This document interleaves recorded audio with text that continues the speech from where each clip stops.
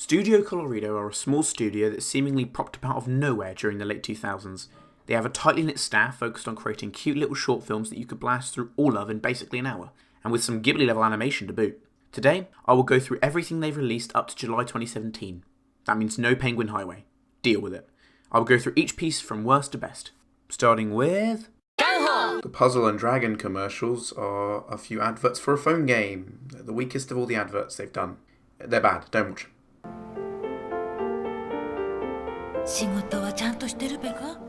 Ryutei no Aji. A few normie commercials. That's all I have to say. Moving on. It's a McDonald's advert. It's cute. It's well animated. It's the best of the three adverts they've done. I don't know what it is with this studio and making commercials, but yeah. And now we can finally move on to shorts. Yay! Your breath. Make a wish. Count to 3.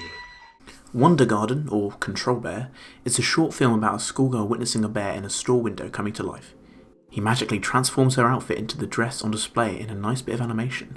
The bear then transports them to a fantastical mall full of the largest variety of shops any girl could wish for. A nice touch to the short is that the music increases in instrumental complexity as the song progresses, which is a clever way to build tension throughout this sequence. The bear and the girl float as if they are submerged in water and slowly swim upwards. Many bears from each store shelf slowly gather to become a wave. As the music reaches its emotional peak, they discover a set of glass windows to another world, I guess, but can't seem to pass the barrier. This might be a metaphor for the girl coming out of her shell, but I don't know. A new bear appears after a partition opens, a large hunk constructed from regular household furniture, who proceeds to destroy the glass barrier. As the camera pulls away, the screen fades to white and cut back to the girl outside the store. This was a bit lackluster for an ending, as all that tension was built up over the short is released on a nothing ending. I wouldn't recommend this one. Moving on.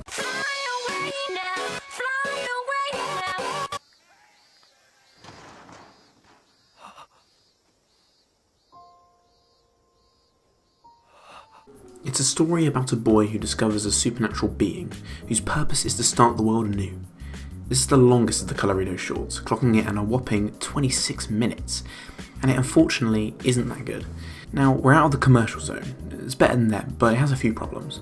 Let's start with the positives. The short is beautifully animated. The scene with the Noruda and Azuma running in the rain is particularly impressive, with all the different layers in the background being animated. It's not Ghibli level, but it's impressive. I can also appreciate the effort put into animating several background characters at once. You never see this in one anime. This is the sort of thing relegated to late 80s and 90s OVAs such as Video Girl Eye. The voice cast did an okay job but being a bunch of newbies. Neruda's especially for giving this deadpan performance which made her feel more alien, as it should. The image of a hovering vat of water is pretty cool, with something floating inside, and this gold residue slowly encompasses the entire thing. Here's some Sakuga. The dialogue is okay. Another nice touch is that the camera judders due to sudden movement, which makes us feel like we're actually there. And I can appreciate having the characters' costumes appear soaked after they actually emerge from water. I'm looking at you, Elfin Lead.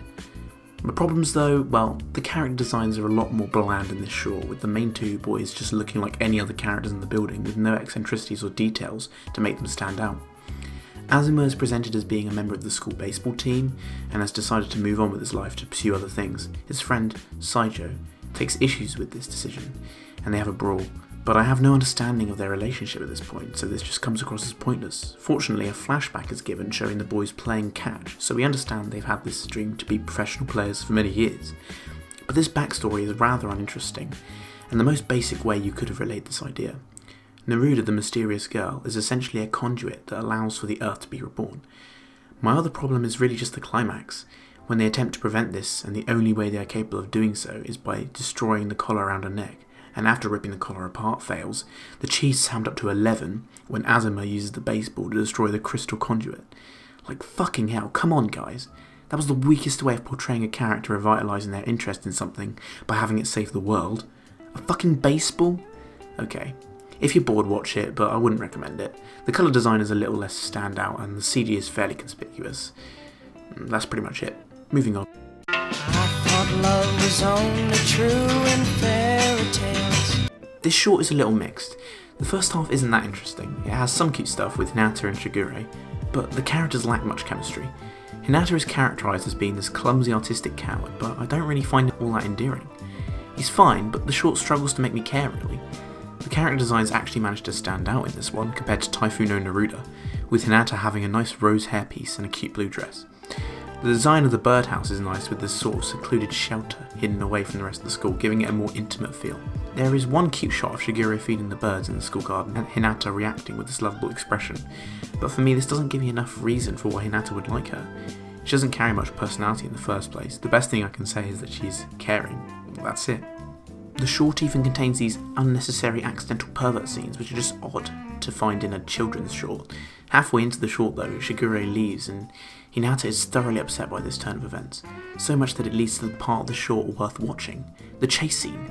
This scene is fantastic, with Studio Colorido shoving their dick in your mouth with how impressive their animation and camera work is. The sequence is a technical marvel, with Hinata taking flight on the bird he drew for Shigure at the beginning of the short. The music in this part is okay and the sakura just keeps rolling and rolling. Seriously, go watch this scene, it's linked in the description. It's quite cheesy, but romantic cheese, so it gets a pass.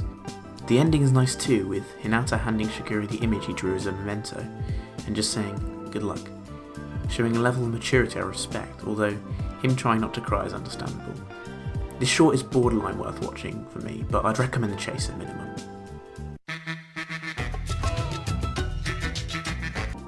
Fumiko's Confession, Colorido's debut short film, is rather sweet. It's about this girl called Fumiko, who confesses her love and is rejected, obviously. The entire short is essentially one big animation showcase, with Fumiko creatively interacting with her environment as she tumbles down this hillside town at a blistering speed.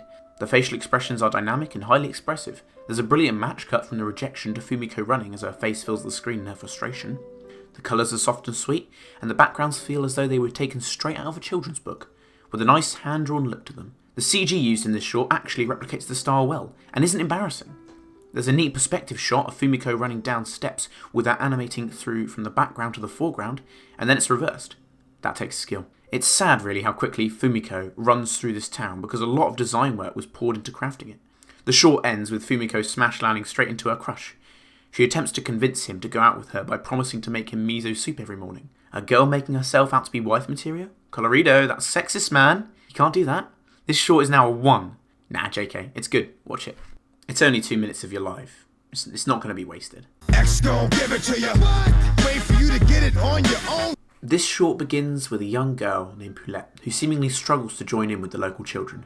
Paulette's chair magically springs to life, and they quickly develop a friendship. The setting is littered with luscious green fields that make me question why I don't move to the countryside. The pair suddenly dash over the fields in an ever-evolving wide-angle shot that makes the setting feel a lot larger than it is, reflecting how a child views the world around them. The chair lunges her into the group of children, which gives her the confidence to finally play with them. Several cute little events take place here, with the chair both protecting Poulette and Poulette adorably fixing its legs, showing the bond they've developed. Seasons change, denoting large passages of time. There's a beautiful scene of them running through the fields next to wildlife as the chair leaps from the hill above the village, almost symbolic of how Paulette's future is in her own hands. She can see everything from here on out. Sadly, Poulette is growing up. Eventually she needs a bigger chair to fulfill her needs and slowly forgets about her once beloved friend. She moves into town to follow on with her education and can't fit into this new lifestyle. The last scene features Poulette reliving her childhood as the chair comes to life and rides through the city on the rooftops with her. The best shot in the whole short being her face and her hair reverting back to her youthful innocence. She is brimming with that juvenile wonder once more. I highly recommend this short. It's great. If it takes forever, I will wait for you. Finally, Shashinkan, the best short. This tale follows a portrait photographer who one day meets this little girl who never smiles. The music consists of one piano piece and is timed to certain images on screen, acting as a little payoffs throughout the film. It's not too cloying and hits the perfect strength of sentimentality for me. This film features rather standout character designs, unusual for Colorido, that seemingly had stuck to the same style up to this point. It works, giving it a more archaic vibe, for the dull browns and greens in the background art reflects the mood of the era, with people living in poverty. The painterly aesthetic is quite touching. The background characters are all drawn differently to the main two, but in still as much detail, just so it's made clear who the short is focused on, which is definitely important. The photographer is great. I appreciate his charming optimism to make everyone smile in every photo. It's clearly a passion for him, and not a facade, As when he gives up attempting to make the girl smile and takes her picture, he sighs a melancholic breath, having finally failed to get the perfect portrait. You can't hate this girl because it's not as if she's acting this way to be a hassle. The animators drew her facial expression in such a way that you understand this is her comfortable state of being. She isn't sad, she just doesn't feel the need to smile. The cute ways in which he tries to impress her are a nice touch as well. This girl continues to return to this place and after many decades of photographs finds herself caring for him in his old age. The final scene is beautiful as the girl discovers that he'd been keeping copies of all the photos he'd taken over the years, with hers strangely nowhere to be seen. Only her parents can be found. He prompts her to take another photo after seeing her in this reflective mood, followed by a great shot from behind them as the shutter rolls. The final shot being their photo, framed and placed in the centre of the store window, highlighting his crowning achievement of finally getting that smile he'd always wanted.